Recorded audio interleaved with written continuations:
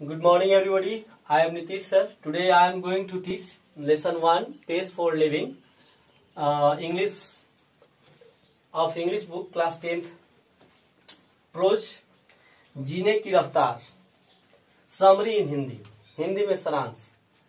एक बार RC Hutchinson Dublin में था। वहां उसने एक नाटक देखा। एक वयस्क अनाज का व्यापारी उस नाटक का मुख्य पात्र था। वह अपने परिवार के सदस्यों के रुक्ष या रूढ़ व्यवहार से बहुत दुखी था। उसका दिल कमजोर था। उसका भतीजा उसे धोखा देता था। उसकी पत्नी किसी भी पर्व में 10 पाउंड खर्च किया करती थी। वह जीवन की तेज रफ्तार में चलने में अक्षम था, अनेबल था। इसलिए वह बहुत चिंतित रहता था।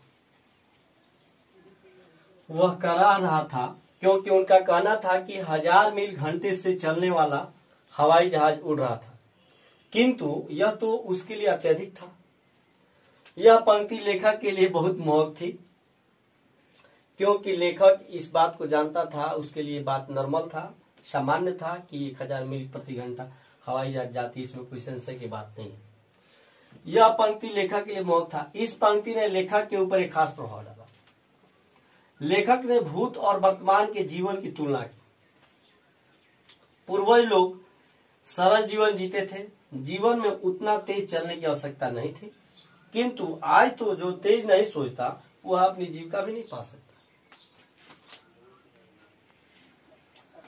हर जगह कड़ी प्रतियोगिता है और वह जो मन विचार वाला है अपने जीवन का साधन नहीं प्राप्त कर सकता। उसने कहा कि जीवन की सभी परीक्षा मात्र लोगों की गति मापने के लिए निर्मित है और किसी के लिए नहीं। आप कितना तेज सोचते हैं ये इंटेलिजेंस टेस्ट में देखा जाता है। लेखक मंद विचार वाली किसी जाति का है और मंद विचार वाला कुछ नहीं कर सकता। लेखक ने अपने कथन को चित्रित किया कि वह मंद विचार वाली जाति का है।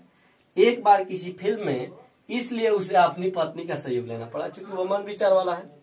उसने फिल्म के पात्रों के बारे में जानना चाहा। फिल्म साथ ही में देख रहा है, फिर भी वह उनके पात्रों को समझ नहीं पाया था, कौन कौन इसके मेन कैरेक्टर है, और उसे अपनी पत्नी का सहयोग लेना पड़ा। उसने एक लड़की के बारे में पूछा कि क्या वह हीरो से प्रेम करती है। उसकी पत्नी ने वर्णन किया कि उस फिल्म में 3 लड़कियां थीं। उसने उन तीनों को ए, बी और सी श्रेणी में रखा और बोली कि वह हीरो उन तीनों लड़कियों से सी, बी और ए के क्रम में प्रेम करता है। उसने उसे हीरो की पहचान भी बताई, जो टोपी पहना था, किंतु उसके साथ फिल्म देखने वाले लोग उससे कहीं अधिक तेज थे। उन्हें अपनी बीबी की सहायता नहीं लेनी पड़ रही थी। उन्हें फिल्म को समझने में कोई कठिनाई नहीं थी। इस प्रकार लेखक ने मशवरा दिया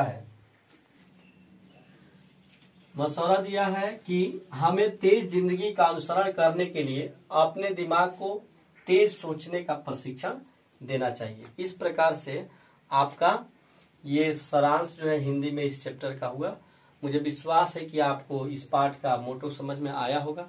अगर आपको लगता है कि हम समझ पाए हैं और ये उपयोगी वीडियो है तो इसे लाइक, शेयर और सब्सक्राइब करें। आपका दिन शुभ हो।